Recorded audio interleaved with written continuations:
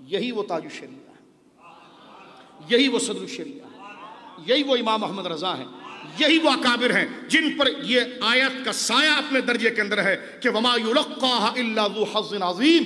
ये वो खुश नसीब लोग हैं, नेक बख्त और सादतमंद लोग हैं जो इन सादतों को ले गए। मेरे दोस्तों बुजुर्गों, अब आगे चलिए थोड़ा से। हजरत अमीर मुआविया रज़ी अल्लाह तआला अन्हु से बुखारी शरीफ में हदीस है, अन मुआविया रज़ी अल्लाह तआला अन्हु क़ाल समिअतु रसूलल्लाह सल्लल्लाहु तआला अलैहि वसल्लम खतीबन। जनाब मुआविया कहते हैं रज़ी अल्लाह अन्हु, मैंने हुजूर को खुतबा देते हुए एक जुमला सुना बुखारी शरीफ में, और वो क्या था कि क़ाल रसूलुल्लाह सल्लल्लाहु अलैहि वसल्लम मन युरीदिल्लाहु बिही खैरा युफ़क़्क़िहु फ़िद्दीन।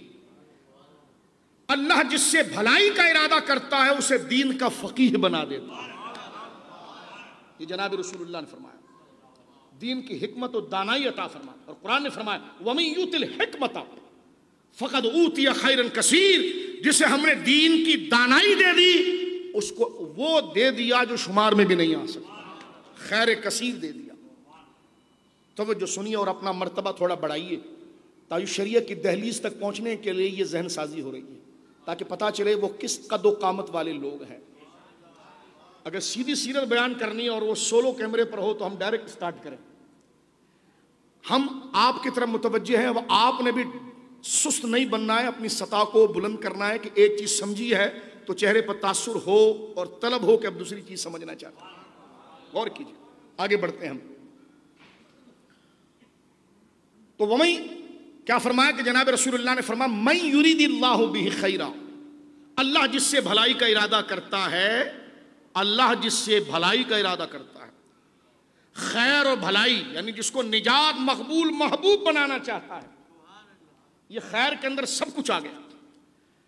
हमारे उलमा लिखते हैं ना कि खैर इसमें तफजील अखियर है कि सबसे ज्यादा भलाई से खुदा जिसको नवाजना चाहता है उसको एक नेमत देता है।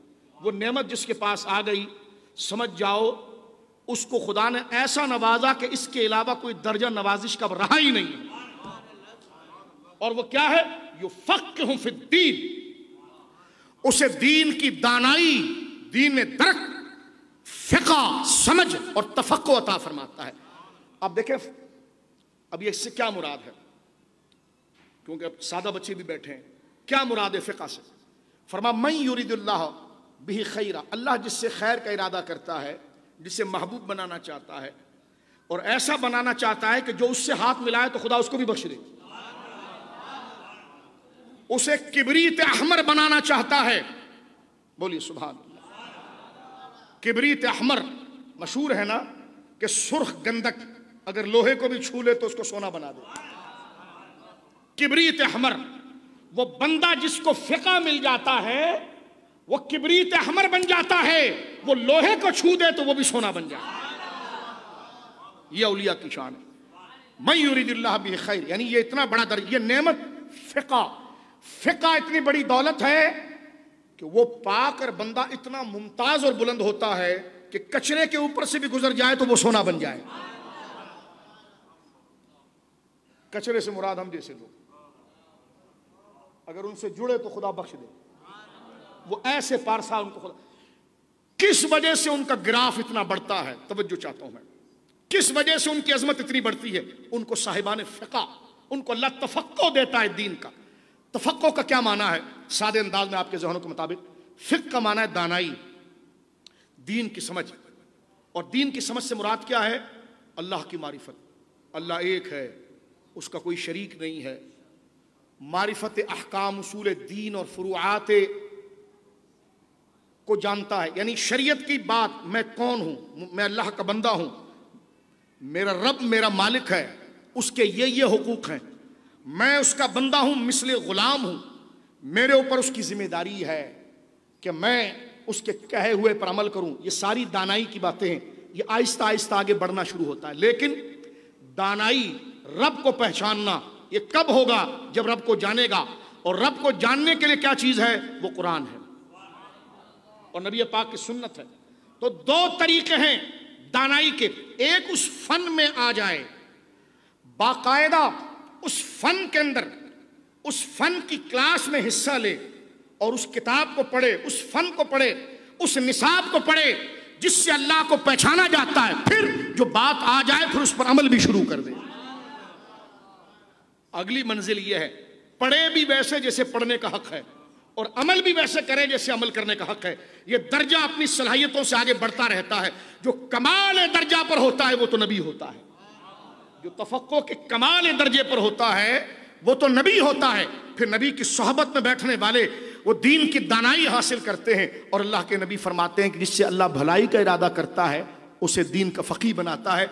और इसका आखिरी माना मैं आपके सामने ये करूं, वो ये है कि शरीयत के अहकाम दो किस्म के हैं, अकीदा और अमल। अकीदा और अमल। अकीदा ईमान और अमल, ये दो चीजें हैं शरीयत के अहकाम जिसके मैं और आप पाबंद हैं। अकीदा दिल में होता है, ईमान दिल में होता है, अमल जाहिर पर होता है। तो दिल ने क्या क्या अकीदा रखना है और बदन ने क्या क्या अमल करना है, किसको पसंद करना है, किसको छोड़ना है, अमल ही नहीं, उस अमल को जो दलील के कमाल के साथ जान लेता है उसको फकीह कहा जाता है, जिसको हम फिक़ा कहते हैं। फिक़ा दानाई। एक है नमाज फ़र्ज है, नमाज फ़र्ज है, रोज़ा फ़र्ज है, ज़कात फ़र्ज है, ये काम फ़र्ज के दर्जे में है, ये काम हराम के दर्जे में है। वो फ़र्ज को अदा करता है, हराम से दूर रहता है, सुन्नत को अदा करता है, शायबे से दूर रहता है। एक तो अमल कर रहा है वो, एक वो अमल किस दलील से आ रहा है उस दलील को भी जान रहा है। दोहरा उसका मर्तबा है, एक अमल भी कर रहा है और उस अमल के पीछे दलील, अल्लाह का हुक्म है, कहाँ लिखा है तो उसको पता है और लिखा कहाँ है, और उस दलील से एक बात से जो हजारों बातें अंदर छुपी हुई निकल रही है, जिसके सीने और दिल को अल्लाह अपने दीन को समझने के लिए ऐसा खोलता है, उसको फकीह कहते हैं। और अपने वक्त का ताजुश शरिया उसका इमाम था, वो मर्तबा ताजुश शरिया। ऐसे शख्स तक पहुंचने के लिए खुद अपना ग्राफ ऊपर करना पड़ता है। अब मैं, वो कहते हैं कि जनाब खुशबू क्या होती है शाह साहब, शाह साहब खुशबू क्या होती है, तो आप यही फरमाएंगे बुजुर्ग कि बहुत अच्छी होती है, भीनी भीनी होती है। उसने कहा कोई और कमाल लाओ। उन्होंने कहा जनाब ये लफ्ज़ों की चीज़ नहीं, ये कैफियत है। आप तशरीफ़ लाइए, ये बोतल है, खुद सूंघ लीजिए, इसको लफ्ज़ों में ताबीर नहीं किया जाता। तो फ़िक़्ह दानाई वो है कि जब तू इस मकतब के अंदर दाखिल होगा और उस मर्तबे को पाएगा तो दीन की समझ, मुख्तसर ये कि दीन का फ़िक़्ह और दीन की दानाई जिसको हासिल हो जाए, अल्लाह रब्बुल आलमीन जल्ला वाला उसे महबूब बनाता है। ये सरकार करीम का खुतबा है। एक रिवायत मजीद पढ़ के मैं उर्स के मकाम की तरफ आ रहा हूँ, जरा तवज्जो कीजिए। हज़रत इमाम आज़म अबू हनीफ़ा रहमतुल्लाह अलैह फ़िक़्ह का इमाम है, सरकार इमाम जाफ़र सादिक़ के शागिर्द हैं। इमाम बाक़िर ने अपनी मोहर उनको फतवे के लिए दी थी और ख़ुद फरमाते लौला सनतान हलकल नौमान, अगर 2 साल में सरकार इमाम साहब की खिदमत में न रहता सरखैर अहले बैत इमाम जाफ़र सादिक़ की खिदमत में, तो नौमान हलाक हो जाता। आपका नाम नौमान था और आपकी कुन्नियत अबू हनीफ़ा है। फरमाते मेरी उम्र 16 साल के करीब थी, मैं अपने अब्बा जान हज़रत साबित के साथ मक्का शरीफ हज के लिए गया। अपनी मुसनद में लिखते हैं, कहते जब मैं मक्का शरीफ पहुंचा, साहबा का दौर था वो, क्योंकि सन 80 हिजरी में वो पैदा हुए हैं, 150 हिजरी में वो इंतकाल कर गए हैं और 110 हिजरी और उसके लगभग तक साहबा हयात थे। कूफा भरा हुआ था, बसरा भरा हुआ था, मुल्क शाम। तो कहते हैं मैं 16 साल की उम्र का था, अपने अब्बू के साथ। हज़रत इमाम अबू हनीफ़ा कहते हैं जिनका नाम नौमान है, अबू हनीफ़ा उनकी कुन्नियत है। कहते हैं मैं अपने अब्बा के साथ, हज़रत साबित जो उनके अब्बू थे, उनके साथ में मक्का पहुंचा। जैसे हरम में पहुंचा तो देखा एक बहुत बड़ा हल्का लगा है, जहां लोग तवाफ़ कर रहे हैं, तो तवाफ़ करने के साथ एक जगह हल्का लगा हुआ है और एक बहुत नूरानी शक्ल वाले बुजुर्ग बैठे हुए हैं और वो लोगों को दर्स दे रहे हैं। उनका चेहरा देखकर मैं बड़ा मुतासिर हुआ। फौरन अब्बा जान से कहने लगा हुजूर ये कौन है। अब्बा जान ने कहा नौमान तुम नहीं जानते ये कौन है? कह लगे नहीं। कहा ये रसूलुल्लाह के सहाबी हजरत अब्दुल्ला बिन हारिस जुबैदी है। क्या कमाल नसीब है। अब ये वो हस्ती सामने बैठी है जिन्होंने अपनी माथे की आंखों से रसूलुल्लाह को देखा। इमाम आजम कहने लगे मेरे कदम तेजी से बढ़ने लगे और मैं जाकर बिल्कुल हजरत अब्दुल्ला बिन हारिस के करीब बैठ गया और अब मैं उन आंखों में आंखें डालकर देख रहा था जिन आंखों ने अल्लाह के महबूब को देखा था। और एक वास्ते से हुजूर तक पहुंच रहे हैं। इमाम बुखारी को तो 3 वास्ते लगाने पड़ते हैं, और वो 3 वास्ते वाली हदीसें इमाम बुखारी के पास सुलासियात में 17-18 से ज्यादा नहीं है बुखारी शरीफ के अंदर। और ये इमाम आजम का हदीस में कद है एक वास्ते से, क्योंकि वो ही साहबी वास्ता है। कहते हैं कि मैंने उनसे ये सुना था कि वो मेरी तरफ देखकर कहने लगे क़ाल रसूलुल्लाह सल्लल्लाहु अलैहि वसल्लम। वो कहते हैं कि समिअतु रसूलुल्लाह सल्लल्लाहु अलैहि वसल्लम, मैंने हुजूर से सुना, यक़ूल, सरकार ये फरमा रहे थे कि मन तफ़क़्क़हु फ़ी दीनिल्लाह, जो दीन का फ़िक़्ह हासिल करता है, कफ़ाहुल्लाहु मुहिम्महू, अल्लाह उसकी सारी परेशानियों के हल के लिए खुद ही काफ़ी हो जाता है। वरज़क़हू हैसु ला यहतसिब, और उसे वहां से रिज़्क़ देता है जो उसके गुमान में भी नहीं होता। यह है फ़िक़्ह इस्लामी। अब आगे बढ़ जाना चाहते हैं। फ़िक़्ह दीन की असल है। फ़िक़्ह मक्खन है, और मक्खन दूध और दही से आता है। कुरान और सुन्नत का जो मकसूद है वो कहां आता है? फ़िक़्ह में आता है। एक है जो अल्लाह ने फरमाया, और एक है जो अल्लाह चाहता है उसको समझना। जो अल्लाह चाहता है उसको समझना। हदीस पाक मसले गौर में आपके सामने हदीस पढ़ दूं, गौर कीजिएगा कि फ़क़ीह कौन होता है। एक वो होता है जो अल्फाजों को सुनता है, एक वो होता है जो अल्फाज में अगले के मतलब को भी समझ जाता है। जो मतलब को समझ जाए वो फ़क़ीह है, कि कहना क्या चाहते हैं। मसलन एक बात ऐसी मज़ाहन आपके जहनों को खोलने के लिए कहूं, अच्छा खादिम मिल जाए ये भी अल्लाह की बड़ी नेमत है।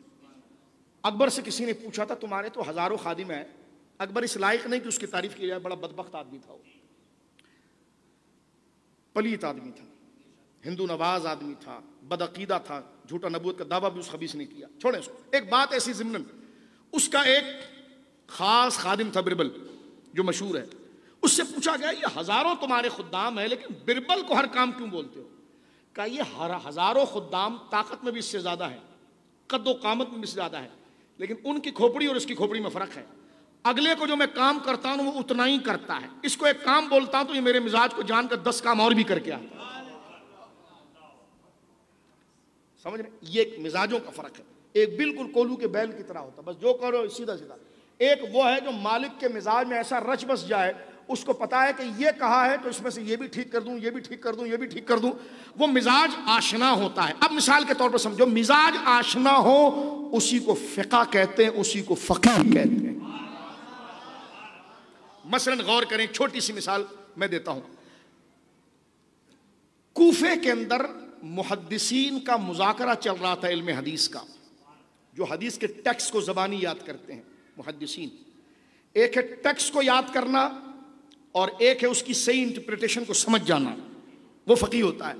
एक बंदे ने आकर दरवाजे में सवाल किया कि मेरे कुएं में पानी बहुत है और मेरा कुआं सैराब हो जाता है, जब भर जाता है तो मैं अपनी खेत को सैराब करता हूं, अपने कुएं से अपनी खेत को सैराब करता हूं, खेत को पानी देता हूं। जब मेरी खेत लबालब भर जाती है, जब मेरी खेत लबालब भर जाती है तो मेरे पड़ोस के पास पानी इतना नहीं है, तो वो अक्सर मुझसे ये कहता है कि मुझे पानी दे दो। तो मैं ये चाहता हूं कि मैं उसको पानी दूं तो उससे कोई उजरत लूं, पैसा लूं, और उजरत ना लूं, ऐसी पानी दे दूं तो क्या मुझे सवाब मिलेगा? कुर्सी का इंतजाम करें। गौर कीजिए, आप समझ गए आप उस बंदे का सवाल? मैं आगे बढ़ना चाहता हूं, दोबारा रिपीट नहीं करूंगा। अब आपका ज़हन है कितना आप चलते हैं, वक्त इतना नहीं। मुहद्दिसीन ने उसकी तरफ देखकर कहा कि मियाँ पैसा लेना क्या और अजर लेना क्या, ये तो हराम है। उसने कहा अरे जब पानी मेरा, खेत मेरी, जब वो सैराब हो जाती है तो अगला मुझसे खेत का पानी मांग रहा है, मेरा दोस्त जो करीब में उसकी पट्टियां हैं, खेत हैं, तो मैं उसको दे रहा हूं सवाब की नीयत से, आप कहते हैं हराम है। उन्होंने कहा जी हदीस पाक में। कहने के कैसे? कहा आपने नहीं पढ़ा, हुजूर सैयद आलम ने फरमाया कि अपनी खेत का पानी, अपना पानी गैर की खेत में न डाल, अपना पानी गैर की खेत में न डाल। उस मजलिस में इमाम आजम के गुलाम बैठा था, उसने सर झुकाया तो मुहद्दिसीन को ताज्जुब हुआ। उन्होंने कहा कोई गलत मसला बयान किया? उन्होंने कहा सरकार ये नहीं कह रहे, सरकार कह रहे हैं बदकारी ना करना। अब आप देखें, बात एक है लेकिन उससे जो मुराद समझ रहा है वो फकीह है। और यही कहा गया कि मैं युरीदिल्लाहु बिही खैरा युफक्किहु फिद्दीन, अल्लाह जिससे बेहतरी का इरादा करता है उसको दीन की सही दानाई और समझ अता फरमाता है। और इस मनसब के इमाम आजम अपने दौर के ताजु शरिया है।